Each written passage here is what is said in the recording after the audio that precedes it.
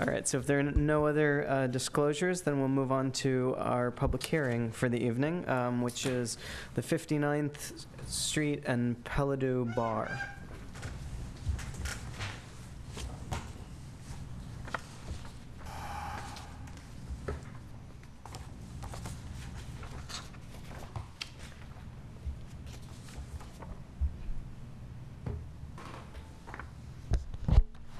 Good evening.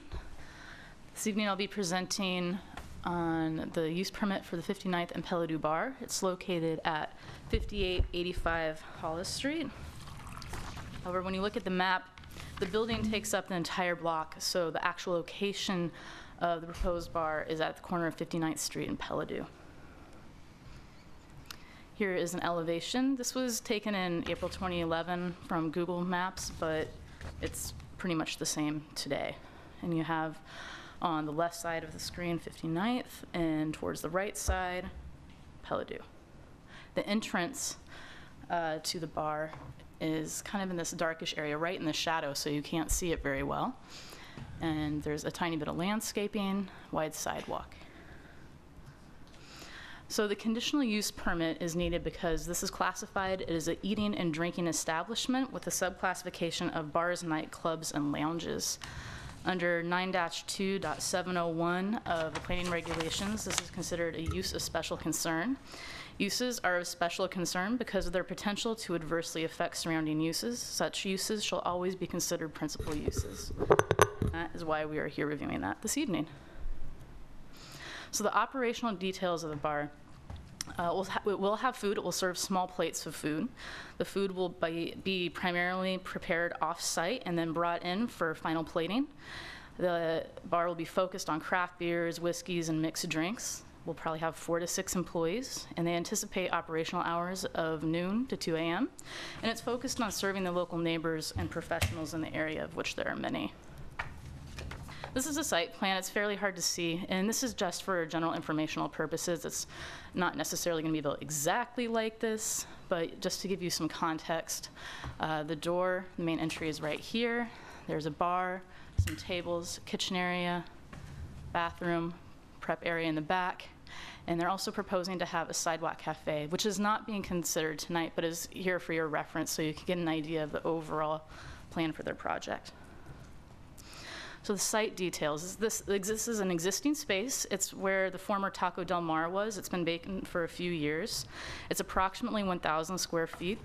Parking is not required because it's under 1,500 square feet of space per our planning regulations. Bike parking is required. The required 2 spaces of long-term bike parking are already provided in an existing area in the garage, and the short-term bike parking will be placed as required in the conditions of approval on 59th Street. There are no exterior changes, so design review is not required. A sidewalk cafe, they'll apply for that pending approval this evening.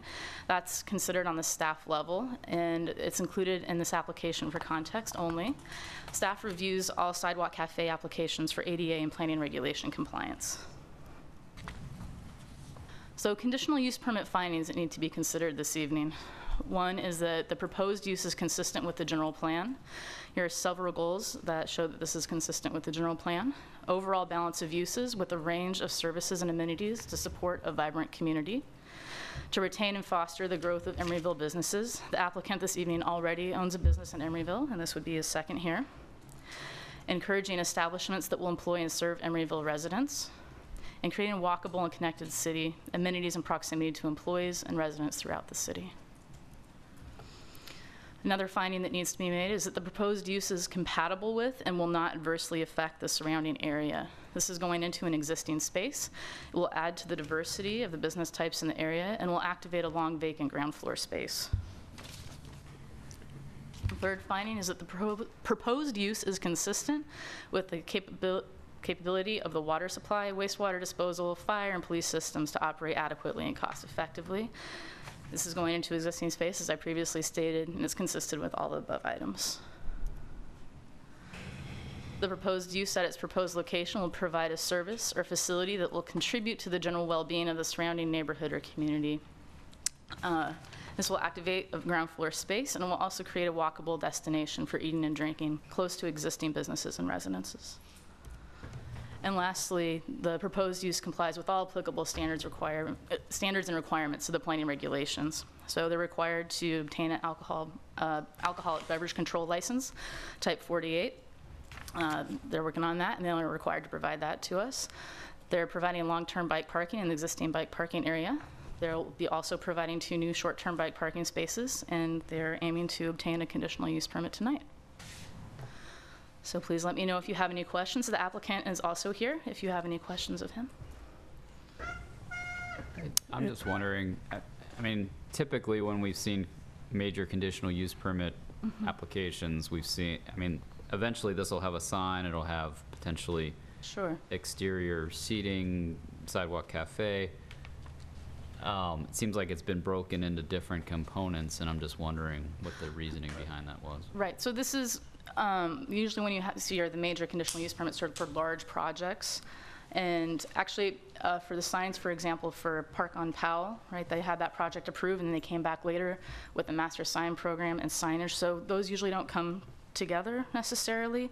Sidewalk cafes there's a separate application for sidewalk cafes that's defined in the planning regulations, and those always come to staff. And they go to the DCC, which is the internal staff meeting where all the departments sit around the table, and building and planning and economic development, et cetera, all look at those plans. And those usually don't come at the same time, but we decided we wanted to give that information so you could get an idea of how they were trying to use this space in the corner. So Does that clarify? So we're basically just deciding whether or not it's okay to have a bar here. Just the use permit, yes, yes.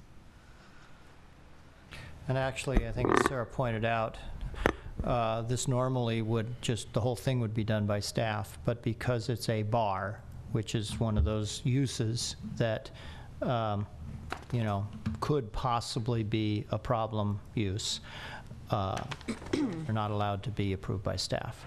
So that's why this is before you. So under the old planning regulations, were bars approved administratively? They didn't? Under the old planning regulations, there were no minor conditional use permits. Everything came to the planning commission. Oh, okay. So. So any other questions for staff? Thanks. All right, thank you. And the applicant is here, Yes. Sarah? My apologies. So Jonas is here. He's the applicant this evening, as well as architect Lloyd. And would the applicant like to come forward and give a presentation or to address us? If you'd like me to, I mean, I think Sarah Don't pretty have to. much addressed everything that we're asking for right now. Okay. All right, well, then with that, we will open the public hearing for this item. So if anyone would like to speak on this item, please come forward. All right, seeing none, we will close the public hearing. Are there any comments? Well, I was curious to know what other facility he owned in Emeryville. Rotten Perhaps City. the applicant could Rotten respond to City that? Pizza. Rotten City Pizza. Well, okay. Oh, no. Did you hear that? Rotten City Pizza. It's across from Prize Fighter. 50, It's at 66th and rather, yeah. Hollis. Oh, okay. Right. I just had one comment, which was that it's not really related to the use permit, but I did share with staff just my concern about the sort of outdoor seating kind of moving forward, and I just would recommend that as that component moves forward, I'm not finding the plans here, but as that component moves forward, that the path of travel kind of be maximized as much as possible. It's showing, kind of the minimum 4-foot path of travel right now, which I think is smaller than what's existing. So I would just like to see that, kind of stretched out as much as possible, and maybe have those bike racks relocated somewhere else if possible in order to accomplish that. So that was my only concern. But, all right. All right. Well, if there are no other comments, I'll go ahead and make a motion to approve the use permit with the conditions of approval that we have here. I'd second it. In it, Who was, I think, Who- was Stephen first there? 1, 2, 3, 4. You want to fight over who gets seconded? Carrie can have it. Oh, okay. So moved by Chair Moss and seconded by Commissioner Tan. Are you ready to vote?